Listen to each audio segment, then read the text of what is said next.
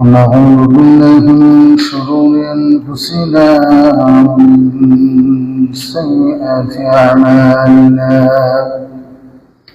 من يهده الله فلا مضل له ومن يضلله فلا هادي له، وأشهد أن لا إله إلا الله وحده لا شريك له، وأشهد أن محمدا عبده ورسوله،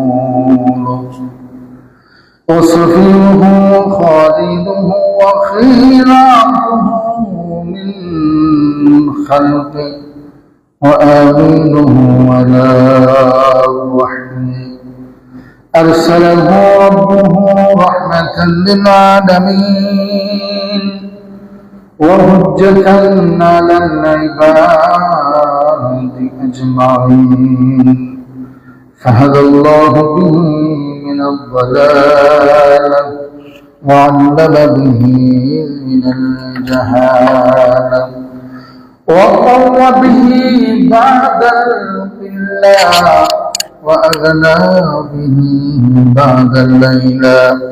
فالصلوات والسلام على النبي الأمين وعلى آله وأصحابه أجمعين. أما بعد، فأعوذ بالله من الشيطان الرجيم. بسم الله الرحمن الرحيم. ما كان محمد أبا أحد من رجالكم ولكن رسول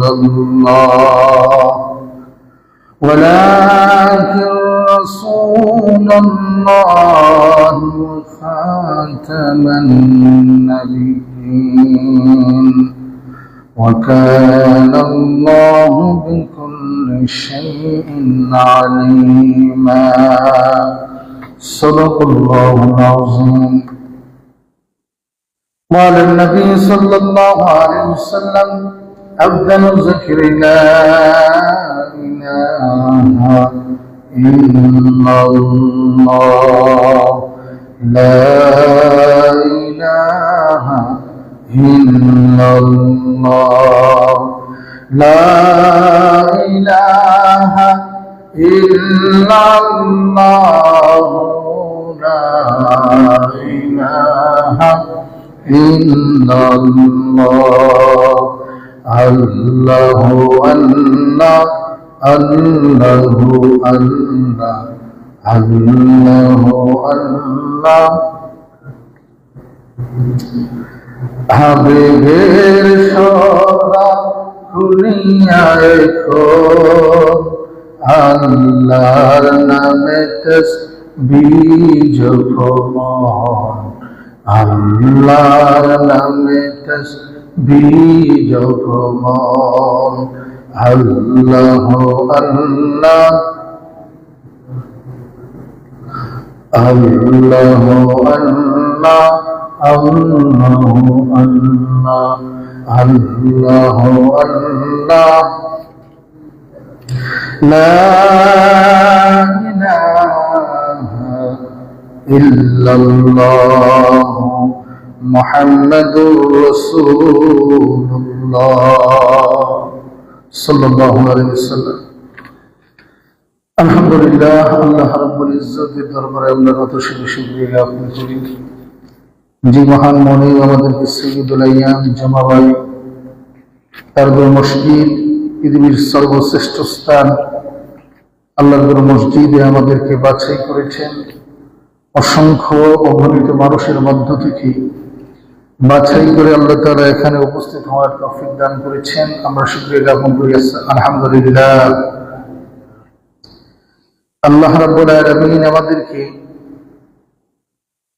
অসংখ্য নিয়ামতগুলোর মধ্যে অন্যতম একটি নিয়ামত দান করেছেন, আমাদেরকে উম্মতে মুহাম্মদ হিসেবে আল্লাহ তাআলা আমাদেরকে কবুল করেছেন। সুবহানাল্লাহ। আমরা যদি শুকরিয়া জ্ঞাপন করি, আল্লাহু আকবার, আমরা আবার শুকরিয়া জ্ঞাপন করি আল্লাহ তাআলা আমাদেরকে উম্মতে মুহাম্মদী, আমাদের নবী জনাব মুহাম্মদুর রাসূল সাল্লাল্লাহু আলাইহি ওয়াসাল্লামের উম্মত হিসেবে কবুল করেছেন। যে নবী সম্পর্কে আল্লাহ রাব্বুল আলামিন কুরআনুল কারীমে অসংখ্য জায়গায় যে নবীর বরত্ব, যে নবীর মর্যাদা আলোকপাত করেছেন। আমরা গত জুমা থেকে নবী সাল্লাল্লাহু আলাইহি ওয়াসাল্লামের জন্মের ইতিহাস নিয়ে আলোকপাত করছি। তারই ধারাবাহিকতায় আজকে আমরা আলোচনা করব ইনশাআল্লাহ। আমরা যে আয়াতে কারিমা খুতবার মধ্যে তিলাওয়াত করেছি, যে আয়াতে কারিমার মধ্যে আল্লাহ তাআলা বলছেন, মা কানা মুহাম্মাদুন নাবা আহাদিন মির রিজালিকুম ওয়ালাকিন রাসূলুল্লাহ ওয়া খাতামান নাবিয়্যিন। মুহাম্মদ সাল্লাল্লাহু আলাইহি ওয়াসাল্লাম কোন ব্যক্তির পিতা নয়, কোন পুরুষের পিতা নন। ওয়ালাকিন রাসূলুল্লাহ, বরং তিনি হলেন আল্লাহর রাসূল। তিনি হলেন কে? আল্লাহর রাসূল। ওয়া খাতামান নাবিয়্যিন, এবং সর্বশ্রেষ্ঠ রাসূল, যার মধ্য দিয়ে নবুয়তের এবং রিসালাতের তালা মেরে দেওয়া হয়েছে, শেষ করে দেওয়া হয়েছে, পেরেক মারা হয়েছে, খতম করে দেওয়া হয়েছে, যার মধ্য দিয়ে তিনি হচ্ছেন মুহাম্মদুর রাসূল সাল্লাল্লাহু আলাইহি ওয়াসাল্লাম। আল্লাহ তাআলা আবার বলেন, ওয়া কানাল্লাহু বিকুল্লি শাইইন আলিমা। আল্লাহ রাব্বুল আলামিন সব কিছু সম্পর্কে জানেন। সুবহানাল্লাহ। এই আয়াত থেকে আমরা জানলাম আল্লাহ রাব্বুল আলামিন নবীজির পরিচয় কিভাবে দিচ্ছেন। বলছেন মুহাম্মদ সাল্লাল্লাহু আলাইহি ওয়াসাল্লাম কোন মানুষের, কোন পুরুষের পিতা নন, বরং তিনি রাসূল আল্লাহ। বরং কি? এই যে রাসূল আল্লাহ, এ কথা কে বলছেন? আল্লাহ। সুবহানাল্লাহ। আল্লাহ বলেন, ওয়ালাকিন রাসূলুল্লাহি ওয়া খাতামান নাবিয়্যিন, বরং তিনি হলেন আল্লাহর রাসূল, আর তার তিনি হলেন সর্বশেষ নবী। সুবহানাল্লাহ। আমার হাজিরিন, আমরা গত জুমায় বলছিলাম যে রাসূল সাল্লাল্লাহু আলাইহি সাল্লামকে আল্লাহ রাব্বুল আলামিন আরবের অত্যন্ত গুরুত্বপূর্ণ একটি বংশ, কুরাইশ বংশে প্রেরণ করেছিলেন। এবং রাসূল সাল্লাল্লাহু আলাইহি সাল্লামকে পৃথিবীর নিধন, পৃথিবীর মধ্যভাগ, যেটাকে ধর্মীয় দৃষ্টিকোণ থেকে বলা হয়, এই স্থানে আল্লাহ তাআলা প্রেরণ করেছিলেন। রাসূল সাল্লাল্লাহু আলাইহি সাল্লাম যে বংশ, কুরাইশ বংশ প্রেরণ করা হয়েছিল, সেই কুরাইশ বংশের আবার কয়েকটি শাখা রয়েছে। এক একটি বংশের অনেকগুলো শাখা রয়েছে। এই কুরাইশ বংশ আরবদের মধ্যে শ্রেষ্ঠ বংশ ছিল কুরাইশ। আবার এই কুরাইশদের মধ্যে শ্রেষ্ঠ যে শাখা, যে উপগোত্র ছিল, যে গোত্র এবং উপগোত্রগুলো ছিল, তার মধ্যে অন্যতম ছিল বনি হাশিম। এই বনি হাশিমই এই গোত্রে আল্লাহ রাব্বুল আলামিন নবীজিকে প্রেরণ করলেন। সুবহানাল্লাহ। তাহলে নবীজি যখন পৃথিবীতে আসলেন কোন বংশে? কুরাইশ বংশে। কোন গোত্রে? বনি হাশিম। কোন গোত্রে? বনি হাশিম গোত্র। অত্যন্ত মর্যাদাবান এবং সম্মানিত একটি গোত্র ছিল। আমার হাজিরিন, আমরা সবাই জানি রাসূল সাল্লাল্লাহু আলাইহি সাল্লামের জন্মের পূর্বে ওনার পিতা ইন্তেকাল করেছেন। জন্মের পূর্বে ওনার পিতা ইন্তেকাল করেছেন। 6 মাসের গর্ভ যখন তিনি, এই সময় ওনার পিতা আব্দুল্লাহ ইন্তেকাল করেছিলেন। আব্দুল্লাহ ইন্তেকালের সময় ওনার বয়স ছিল 25 বছর। 570 খ্রিস্টাব্দে 12ই রবিউল আউয়াল, এই দিনে, আজকেই হচ্ছে 12ই রবিউল আউয়াল, 12ই রবিউল আউয়াল, আল্লাহ রাব্বুল আলামিন এই জমিনে রাহমাতুল লিল আলামিন মুহাম্মদুর রাসূল সাল্লাল্লাহু আলাইহি সাল্লামকে প্রেরণ করেছিলেন। তিনি জন্মগ্রহণ করেছিলেন। একটি বিষয় দেখেন, জন্মের পূর্বেই ওনার পিতা ইন্তেকাল করেছেন। একজন মহিলার জন্য সবচেয়ে কষ্টের যে সময়, কষ্টের যে মুহূর্ত, এটা হচ্ছে সন্তান গর্ভে যখন থাকে। এটা হচ্ছে সবচেয়ে কষ্টের সময়।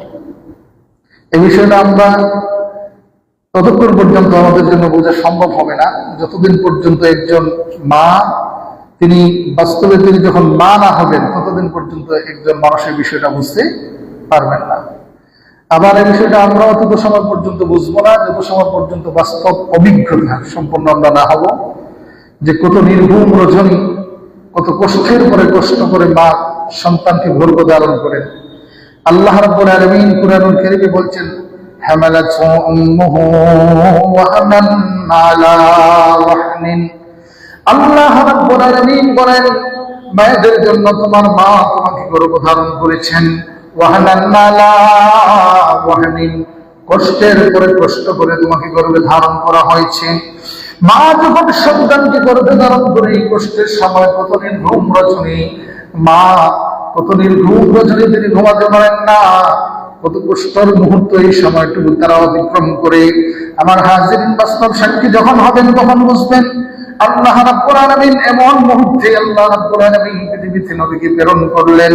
তার মা আমেনা এই কষ্টের মুহূর্ত, কঠিন থেকে কঠিনতর মুহূর্ত, এই সময় যখন একজন মহিলার সবচেয়ে প্রিয়জন আপনজন তিনি দেখেন, যিনি এই কষ্ট লাঘবের জন্য সবচেয়ে বেশি চেষ্টা করেন, তিনি হলেন স্বামী। তিনি স্বামী, যতটুকু চেষ্টা করা যায় একজন স্বামী তার স্ত্রীর জন্য চেষ্টা করে। কিন্তু দেখেন এই কষ্টের মুহূর্তে মা আমেনার স্বামী কি জীবিত? আব্দুল্লাহ জীবিত আছেন?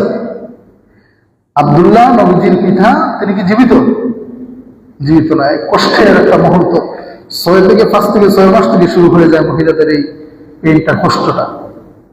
তো যেটা হচ্ছে এই কষ্টের সময় মা আমেনা তার পাশে আব্দুল্লাহকে পান নাই, আব্দুল্লাহ জীবিত নাই। আল্লাহ রাব্বুল আলামিন যখন নবীকে প্রেরণ করবেন তখন প্রসব বেদনা শুরু হয়ে গেল মা আমেনার। আমার হাজিরে একটা বার চিন্তা করে দেখুন, একজন মহিলা যার স্বামী নাই, এই কঠিন মুহূর্ত, যদি স্বামী থাকতো তাহলে স্বামীর ত্যাগের সহযোগিতা করার জন্য আসছেন। কঠিন মুহূর্তে যখন প্রসব বেদনা শুরু হয়ে গেল, মা আমেনা তার মুখের মধ্যে চিন্তার ভাব, চিন্তার চাপ তার মুখের মধ্যে। কারণ এই সন্তানটা ভূমিষ্ঠ হচ্ছে, আজকে আমার সন্তান ভূমিষ্ঠ হওয়ার পরে সবচেয়ে বেশি যিনি আনন্দিত হতেন, সবচেয়ে বেশি যিনি খুশি হতেন, তিনি হলেন এই সন্তানের পিতা আব্দুল্লাহ। তিনি তো এই পৃথিবীতে নাই। একটা আল্লাহু আকবার, বাস্তব এটা কত কঠিন একটা বিষয়। তখন যেই মুহূর্তে প্রসব বেদনা শুরু হয়ে গেল, আব্দুল্লাহর জন্ম, নবীজির জন্ম হলো। নবীজির জন্ম হওয়ার সাথে সাথে মা আমেনাই খুশির সংবাদটা জানাইয়া দিলেন আব্দুল মুত্তালিব দাদার কাছে। দাদা দৌড়াতে আসিয়া মা আমেনার কামরার মধ্যে প্রবেশ করলেন। প্রবেশ করিয়া শেষে মুহাম্মদ নবী সাল্লাল্লাহু আলাইহি ওয়াসাল্লামকে তুলে নিয়ে কাবার চত্বরে রওনা দিলেন। কাবার চত্বরে গিয়ে আল্লাহ রাব্বুল আলামিনের শুকরিয়া আদায় করে নবীজির নাম রাখলেন মুহাম্মদ। সুবহানাল্লাহ। তাহলে দেখা গেল যে আব্দুল মুত্তালিব আনন্দিত হইয়া খুশি কৃতজ্ঞতা স্বরূপ নাম রাখলেন মুহাম্মদ। মুহাম্মদ শব্দের অর্থ হচ্ছে অতি প্রশংসিত। মুহাম্মদ শব্দের অর্থ অধিক প্রশংসিত, যার প্রশংসা অনেক বেশি প্রশংসা করা হয়।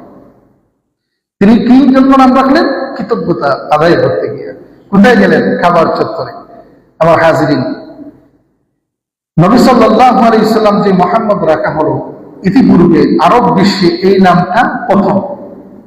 আরব বিশ্বে এই নামটা কি প্রথম। ইতিপূর্বে এই নাম আর কেউ রাখে নাই। কোন কোন রওয়ায়াতে এমন এসেছে যে আব্দুল মুত্তালিব স্বপ্নে দেখেছেন নবীজির নাম মুহাম্মদ রাখার জন্য। সুবহানাল্লাহ, কি সুন্দর নামটা! একটাবার চিন্তা করে দেখেন, অত্যন্ত ছোট নাম মুহাম্মদ, কিন্তু অর্থের দিক দিয়ে আল্লাহু আকবার, কি অর্থবহ একটা নাম। শুকরিয়া আদায় করলেন। এবং নবী সাল্লাল্লাহু আলাইহি ওয়াসাল্লাম নাম রাখার ব্যাপারে ইসলাম আমাদেরকে অত্যন্ত গুরুত্ব দিয়েছে।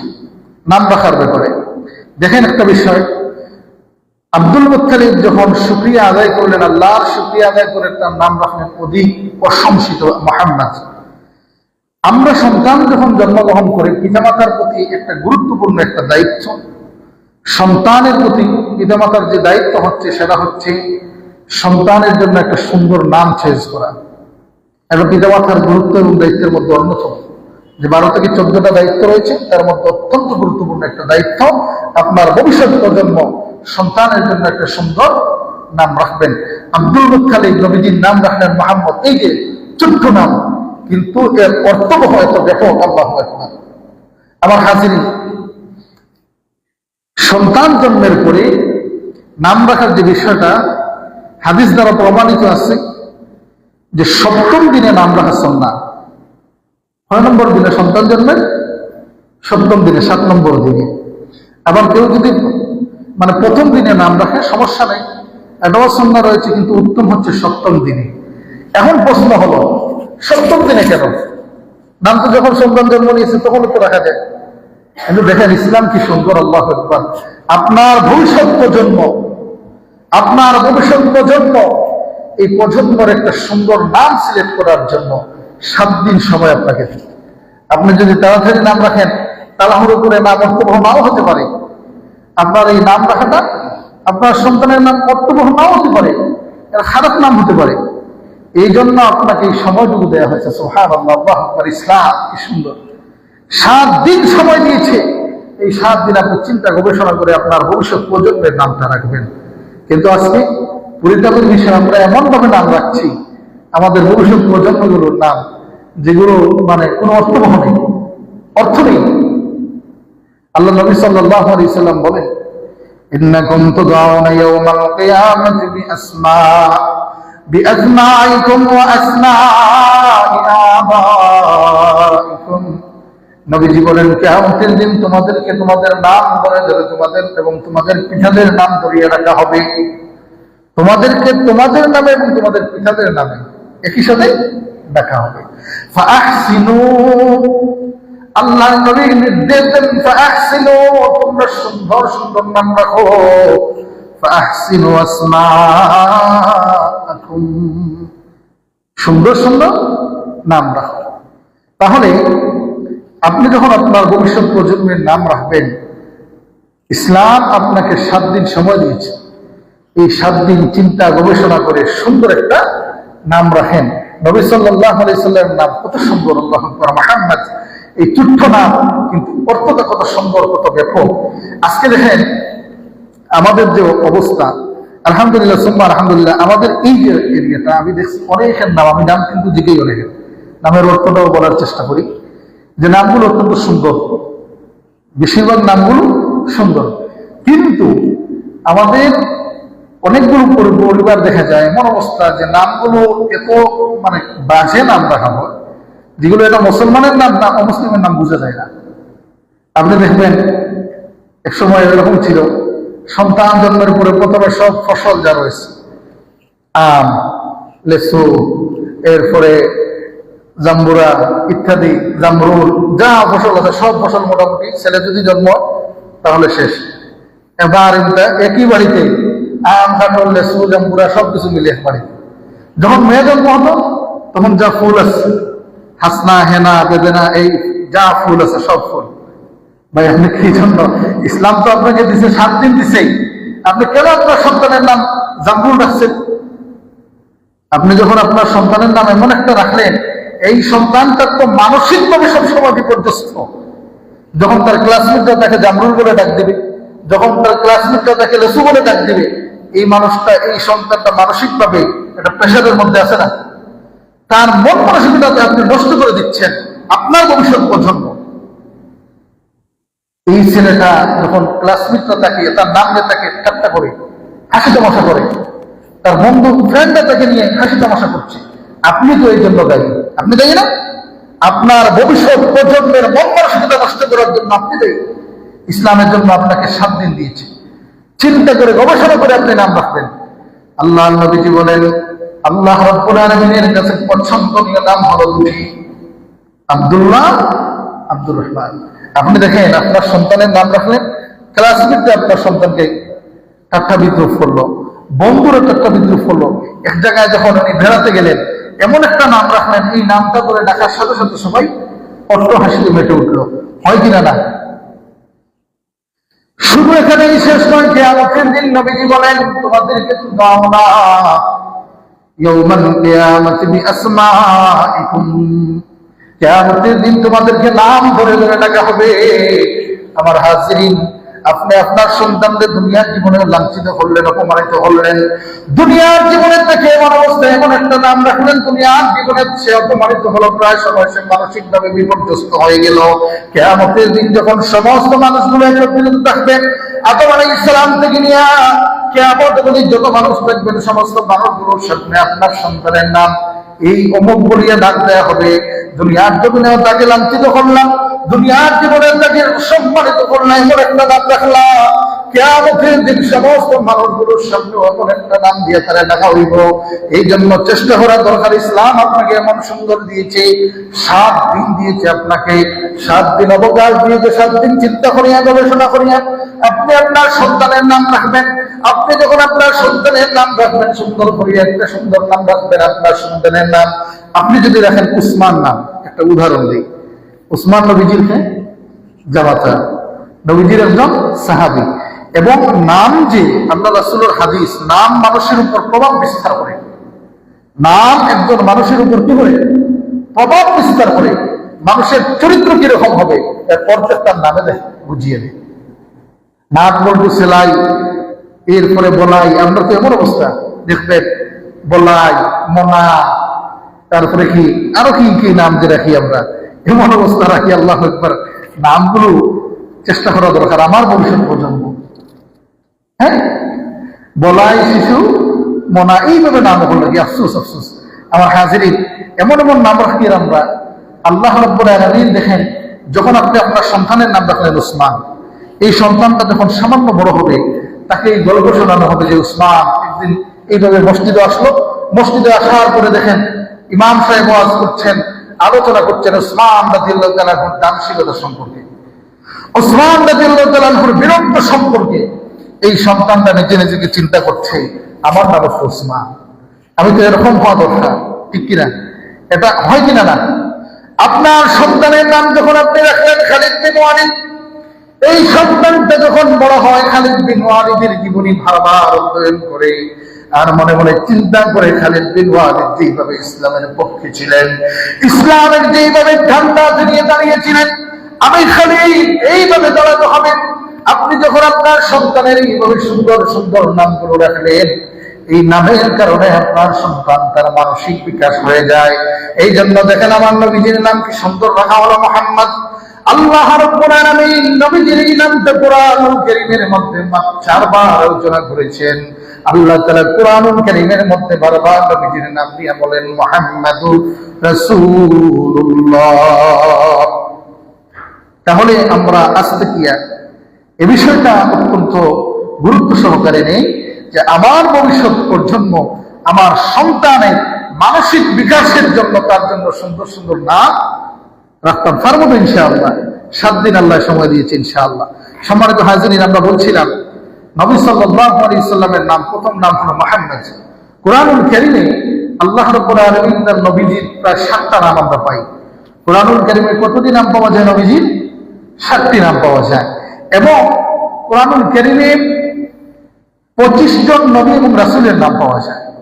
প্রত্যেক নবী এবং রাসূলের নামের দিকে যদি আপনি লক্ষ্য করেন, তাহলে দেখবেন আল্লাহু আকবার, মুহাম্মদ নাম যে কত সুন্দর সুমধুর। আল্লাহ রাব্বুল আলামিন যখন কোন নবীর নাম ধরে ডাকছেন, যখন ইয়া নূহ বলে হরফে নাদা, একটা বিষয় আরবি ব্যাকরণ, ইয়া হরফে নাদা, কাউকে ডাকার পূর্বে ইয়া মুহাম্মদ, ইয়া নূহ এইভাবে ডাকা হয়। এটা হচ্ছে আরবি গ্রামারের সিস্টেম। কুরআনুল কারীমে যতজন নবীর নাম ধরে ডাকা হয়েছে, সমস্ত নবীকে আল্লাহ রাব্বুল আলামিন ইয়া হরফে নাদা ব্যবহার করেছেন। আপনি যখন দেখবেন কুরআনুল কারীমে আদম আলাইহিস সালামকে আল্লাহ তাআলা ডাক দিয়েছেন, আল্লাহ তাআলা বলেন ওয়া কুল্লা ইয়া আদম উসকুন আনতা ওয়া যাওজুকাল জান্নাহ ওয়া কুলা মিনহা রাগাদান হাইসু শি'তুমা ওয়া লা তাকরাবা হাযিহিশ শাজারাতা ফাতাকুনা মিনাল জালিমিন। আল্লাহ তাআলা যখন আদম আলাইহিস সালামকে ডাক দিলেন, ওয়া কুল্লা ইয়া আদম, হে আদম বলে ডাক দিলেন। আল্লাহ বললেন, হে আদম, তুমি এবং তোমার স্ত্রী জান্নাতে বসবাস করো, সেখান থেকে তোমার যা কিছু ইচ্ছে তা পান করো, পানাহার করো, খাও এবং পানাহার করো ইচ্ছে স্বাধীনভাবে। খবরদার খবরদার ওলা তাকরাবা হাযিহি শাজারা, এই গাছের সন্নিকটে যাও না। যদি তুমি যাও ফাতাকুনা মিনাজ জালিমিন, তাহলে তোমরা জালিম হয়ে যাবা। এই গাছের কাছে গেলে তোমরা জালিম হয়ে যাবে। তাহলে দেখা যায় এই আয়াত থেকে আমরা জানলাম আদম আলাইহিস সালামকে আল্লাহ কিভাবে ডাক দিলেন। ইয়া আদম বলে, কি বলে? আল্লাহ রাব্বুল আলামিন যখন নূহ আলাইহিস সালামকে ডাক দেন, قال يا نوح إنه ليس من أهلك إنه عمل غير صالح। নূহ আলাইহিস সালাম যখন বন্যায় প্লাবিত হয়ে যাচ্ছে গোটা পৃথিবী, তার সন্তানকে নিজের আহাল মনে করিয়া কাবিলকে বললেন, আল্লাহ এই কাবিল তো আমার আহাল, আমার পরিবারের অন্তর্ভুক্ত। তখন আল্লাহ তাআলা আয়াত নাযিল করিয়া নূহ আলাইহিস সালামকে ডাক দিয়ে বললেন, ক্বালা ইয়া নূহ, হে নূহ, ইন্নাহু লাইসা মিন আহলিক, এই কাবিল তোমার অন্তর্ভুক্ত নয়, পরিবারের অন্তর্ভুক্ত নয়। ইন্নাহু আমালুন গায়রু সালিহ, অসৎ কর্মপরায়ণ। তাহলে এই আয়াতটা কি নূহ আলাইহিস সালামকে আল্লাহ কিভাবে ডাকলেন? ইয়া নূহ কিভাবে ডাকলেন খেয়াল করতে হবে। আল্লাহ রাব্বুল আলামিন যখন ইব্রাহিম আলাইহিস সালামকে ডাক দিলেন, ইব্রাহিম আলাইহিস সালাম যখন ইসমাঈল আলাইহিস সালামকে কুরবান করছেন, কুরবানি জবাই করছেন, ইসমাঈল আলাইহিস সালাম সম্পর্কে সূরা সাফফাতের মধ্যে আল্লাহ বলেন, ফালাম্মা আসলামা ওয়া তাল্লাহু লিল জাবিন, যখন তারা উপর আত্মসমর্পণ করলো, ইসমাঈল আলাইহিস সালামকে যখন উপর করে শোয়ানো হলো, আল্লাহ রাব্বুল আলামিন তখন বলেন, ওয়া নাদাইনাহু আইয়া ইব্রাহিম। আল্লাহ রাব্বুল আলামিন ইব্রাহিম আলাইহিস সালামকে বলেন, ইয়া ইব্রাহিম, হে ইব্রাহিম, قد صدقت الرؤيا إنك كذلك نجزي المحسنين। ইব্রাহিম, তুমি তোমার স্বপ্নকে বাস্তবে পরিণত করেছো। আল্লাহ রাব্বুল আলামিন এইভাবে সৎ কর্মশীলদেরকে প্রতিদান দান করেন। তাহলে এই আয়াত থেকে আমরা ইব্রাহিম আলাইহিস সালামকে আল্লাহ কিভাবে ডাকলেন জানলাম। বলেন কিভাবে?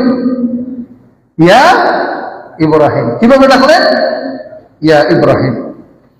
আল্লাহ তাআলা যখন জাকারিয়া আলাইহিস সালামকে ডাক দিলেন, ইয়া জাকারিয়া, ইয়া জাকারিয়া, হে জাকারিয়া বলে ডাক দিলেন, ইয়া জাকারিয়া ইন্না নুবাশশিরুকা বিগুলামিন ইসমুহু ইয়াহইয়া লাম নাজআল লাহু মিন ক্বাবলু সামিয়্যা।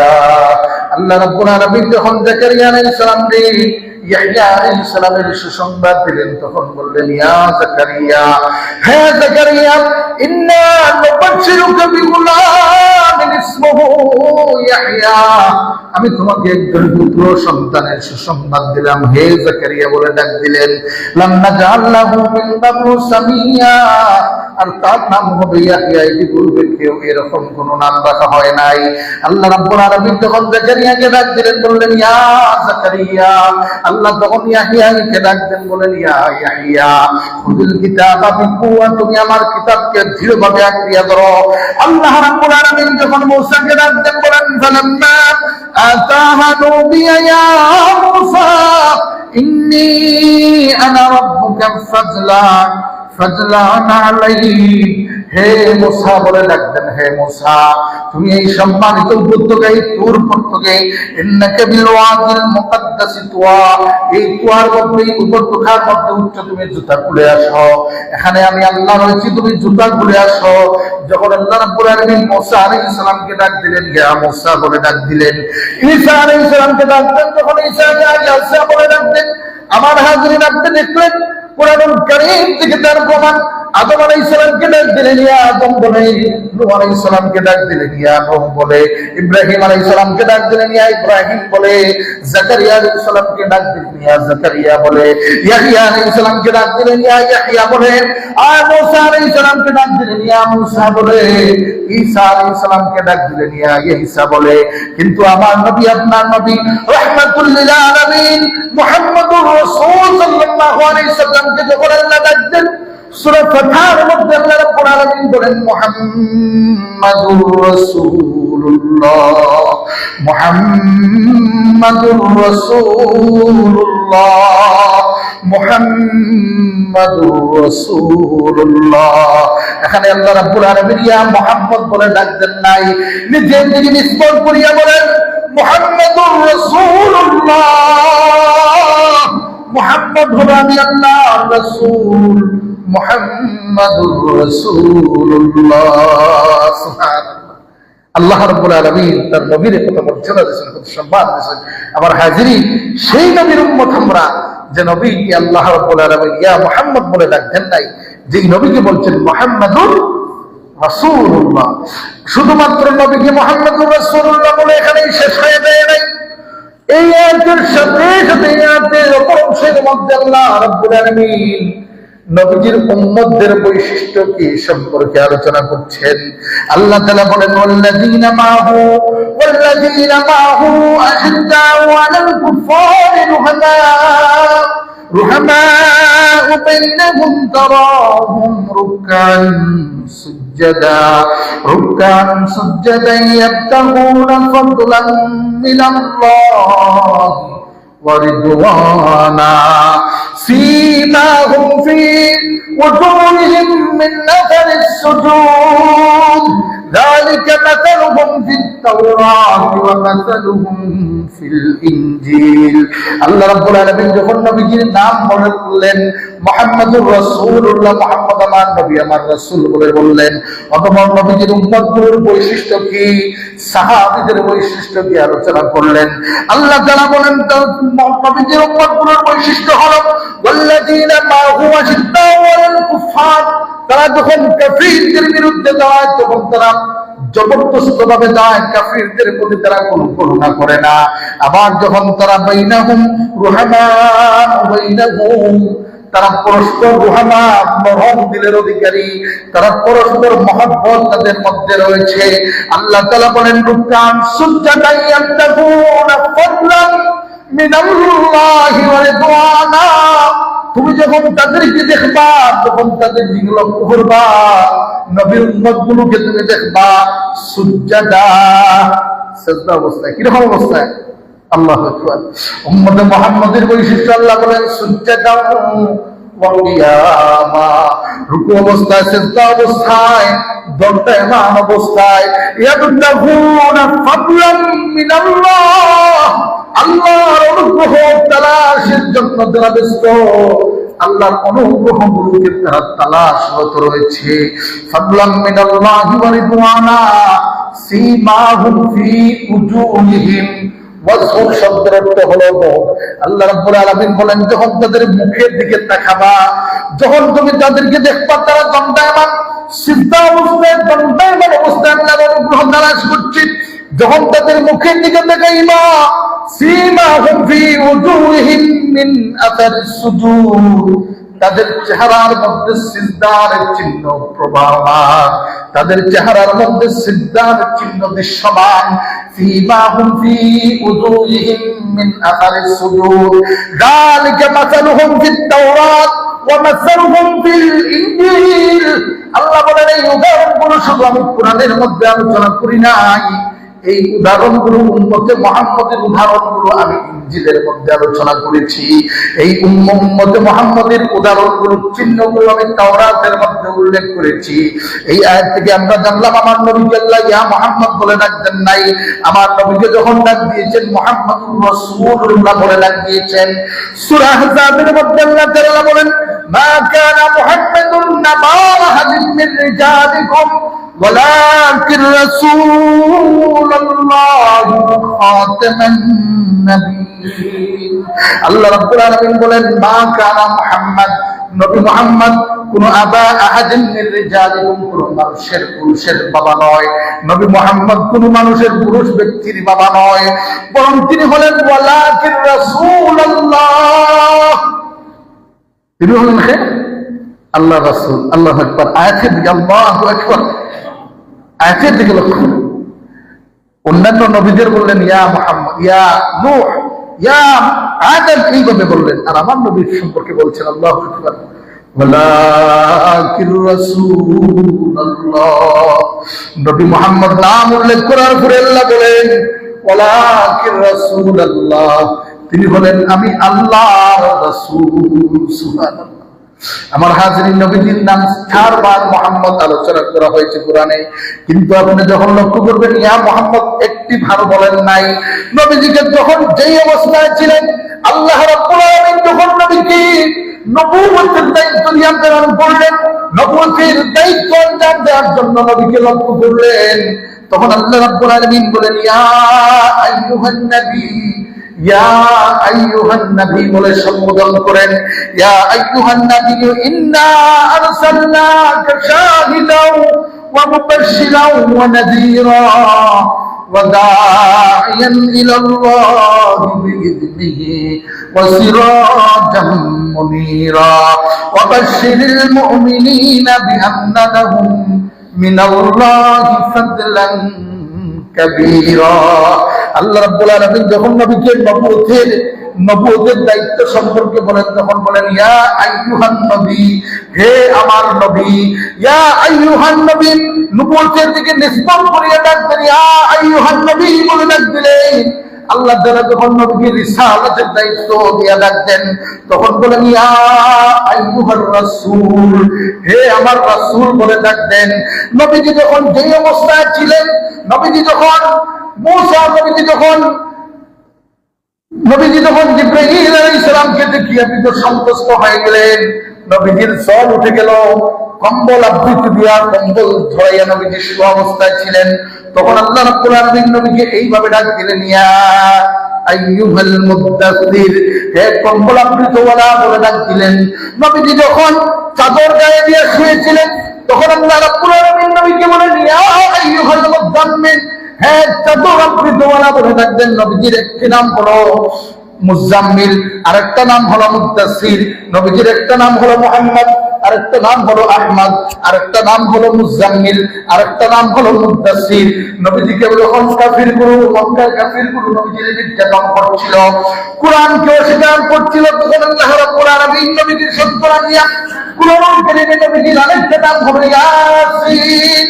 আল্লাহ বললেন ইয়াসিন ওয়াল কুরআনিল হাকীম, নবীকে ইয়াসিন বলিয়া ডাকতেন, ইয়াসিন বলিয়া ডাকতেন ওয়াল কুরআনিল হাকীম। বিজ্ঞানময় কোরআনের প্রসঙ্গ নবীজি কাফের মানুষগুলো আপনাকে অস্বীকার করেছে, মক্কার কাফিরগুলো আপনাকে অস্বীকার করেছে। ইন্নাকা লামিনাল মুরসালিন, আমি আল্লাহ রাব্বুল আলামিন নকশা আজিম থেকে সার্টিফিকেট দিলাম, নিঃসন্দেহে আপনি রাসূলদের অন্তর্ভুক্ত। নবীজির আরেকটা নাম হলো ইয়াসিন, নবীজির আরেকটি নাম হলো তাহা।